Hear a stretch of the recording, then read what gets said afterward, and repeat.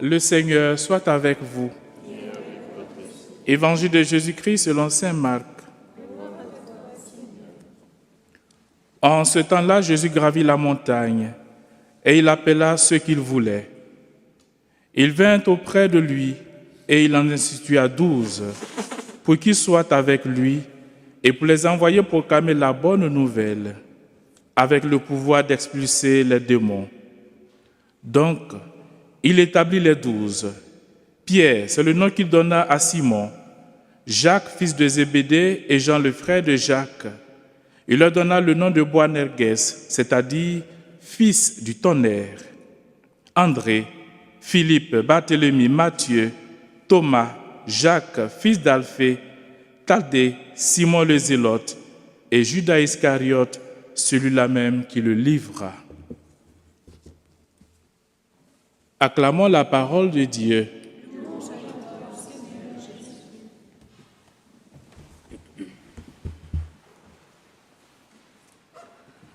Chers frères et sœurs, dans ces pas d'évangile que nous écoutons pendant ces jours, nous voyons Jésus qui est en plein ministère et il reste tout autour de Capharnaüm. Alors qu'est-ce qu'il fait?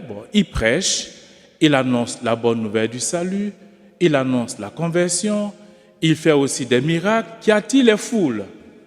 Et beaucoup de personnes viennent l'écouter parce que, comme le dit un autre passage, il enseigne avec autorité. Il n'enseigne pas comme les docteurs de la loi, les pharisiens et les scribes. Il y a quelque chose de nouveauté en lui. Et c'est ce qui attire Jésus, qui attire les foules vers Jésus. Alors Jésus va leur demander de faire un pas en plus, de ne pas seulement se contenter d'un morceau de pain ou bien de quelque chose qui disparaîtra du jour au lendemain, mais quelque chose qui est essentiel pour la vie de l'homme. Et ce qui demeure éternellement dans la vie d'une personne, c'est la parole de Dieu, qui est existence, qui est existentielle et qui fortifie la foi de l'homme et qui nous permet véritablement de grandir en Dieu qui est Père, Fils et Esprit Saint. Alors, un pas en plus, Jésus va demander cela à toutes les personnes qui viennent pour l'écouter. Mais aussi, ce pas en plus est demandé à ceux qu'il a choisis. Jésus doit accomplir quelque chose de magnifique, mais il a besoin de l'homme.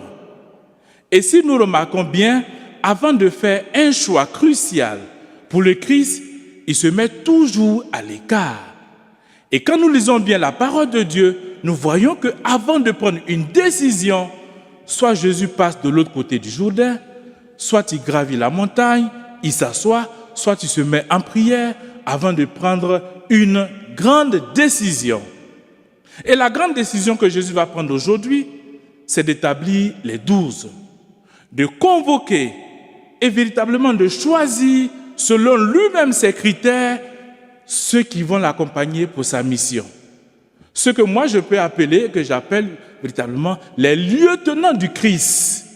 Ce sont des soldats que Jésus va appeler, qu'il va choisir, qu'il va établir pour l'accompagner dans sa mission. Et cela montre que Jésus, malgré le pouvoir qu'il a, malgré qu'il soit fils de Dieu, Dieu lui-même, il a besoin de l'homme qui va l'accompagner pour sa mission. Ça, c'est extraordinaire. Que Dieu ne peut rien sans l'homme. Il a besoin de la contribution de l'homme. Il a besoin du oui de l'homme pour la mission. Et chers frères et sœurs, si nous remarquons bien, nous aussi, nous avons été établis. Nous sommes des envoyés. Comme Benoît dans ce sanctuaire, qui a répondu oui à la mission de la Vierge Marie, de venir ici, construire cette basilique. Comme Saint François de Sales, que nous célébrons comme faisons mémoire aujourd'hui. Comme chacun d'entre nous, nous aussi nous sommes envoyés, comme disciples, comme apôtres, comme appelés, choisis, établis, nommés par Dieu. Vous et moi. Et aujourd'hui, nous faisons partie de cette chaîne que le Christ a établie. Nous aussi, nous faisons partie comme des maillons de cette chaîne. Chacun de nous a ses faiblesses, chacun de nous a ses pouvoirs, chacun de nous est ce qu'il est. Et comme ce que nous avons entendu, Jésus appela ceux qu'il voulait. Ne me demandez pas les critères de Jésus, je n'en sais rien. Mais c'est lui qui appelle, c'est lui qui regarde, parce qu'il regarde le cœur et il appelle. Et quand il appelle, il y a des gens qui disent « oui, je vais te suivre ». Et il y a des gens aussi qui possèdent des richesses et qui disent « non, cette histoire c'est trop compliqué, moi je peux pas, je veux bien te suivre, mais j'ai d'autres choses à faire ». Alors, et chacun de nous est libre de répondre par oui ou par non à l'appel du Seigneur. Oui, et c'est le Seigneur qui appelle. Mais cela n'enlève rien à la liberté aussi de l'homme de répondre à cet appel. Liberté de Jésus d'appeler ceux qu'il veut, mais liberté aussi de l'homme de dire oui, je veux ou je ne veux pas. Mais si nous choisissons de répondre oui à cet appel, chers amis, sachons quelque chose, c'est qu'il y a un changement qui doit s'opérer en nous. Quand nous répondons oui, au lieu de répondre non à cet appel du Christ, il y a quelque chose de radical qui doit s'opérer en nous. Il y a un changement intérieur. Et c'est pour cela que chaque jour, nous ne faisons que parler de conversion. La conversion, c'est intérieur. Mais aussi, sur le plan extérieur, quelque chose doit changer. Vous vous souvenez de l'épisode de Moïse, quand Dieu l'a appelé sur la montagne. Et quand il est redescendu, qu'est-ce qui s'est passé sur son visage? Son visage avait changé d'aspect. Quand Dieu appelle, quelque chose change. Mais aussi de façon extérieure. Jésus a changé le nom de Pierre. Pourquoi? Lui seul le sait pourquoi il a choisi. Il sait pourquoi il a choisi. Paul, après sa conversion, il a changé le nom. Abraham, quand il a été appelé par Dieu, a quitté son territoire et sa famille, son nom a changé. Oui, on peut penser à toutes ces personnes. Mais regardons même plus près de nous, quelque chose a changé. Est-ce que vous voyez quelque chose qui a changé? Quand Dieu appelle, quelque chose change. Je me tourne vers les sœurs. Regardez nos sœurs. Leur nom a changé. Elles ont leur nom, mais à partir du moment où elles épousent le Christ, où elles épousent une congrégation, qu'est-ce qui change?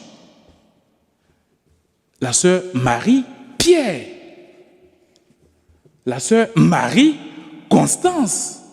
La sœur Cécile, Marie. Vous voyez? La sœur Blanche, Marie. La sœur Anne, on ne sait pas si elle est de la même famille, mais bon, c'est pas grave, Bénédicte. La sœur Marie, Cléophas, Marie. Alors imaginez-vous une seule fille qui arrive et qui dit « Oui, moi la congrégation des bénédictines, je vais en faire partie. » Et on lui dit « Est-ce que tu as celle qu'on ajoute Marie à ton nom ?» Elle dit « Non, je refuse. » Je ne sais pas si mes sœurs, vous allez l'accepter. Mais il y a quelque chose qui change. Vous arrivez et votre nom change. Et c'est ça l'appel de Dieu. Quelque chose doit changer en nous, chers amis. Alors Jésus appelle les apôtres parce qu'il a besoin d'avoir une intimité avec eux. Il a besoin d'être accompagné par ses apôtres, par ses hommes, avec leurs fragilités, leurs défauts, leurs qualités et tout ce qu'on peut imaginer. Jésus a besoin de l'homme. Mais Jésus a besoin aussi que les apôtres s'entendent entre eux. Parce que quand on est appelé, on n'est pas seul. Nous sommes appelés à vivre avec les autres. Et chacun apporte ce qu'il a. Quel que soit ce qu'il possède, quel que soit ce qu'il a. On met tout en commun et on est prêt à suivre le Christ. C'est ça la nouveauté quand nous sommes appelés par le Christ. On doit s'accepter mutuellement. Imaginez-vous, Pierre, si Pierre disait « Ah, Jésus n'appelle pas Judas. Attention, Judas ne l'appelle pas parce qu'il risque de te faire quelque chose. » Et si Judas disait « Ah, Jésus, Pierre, non.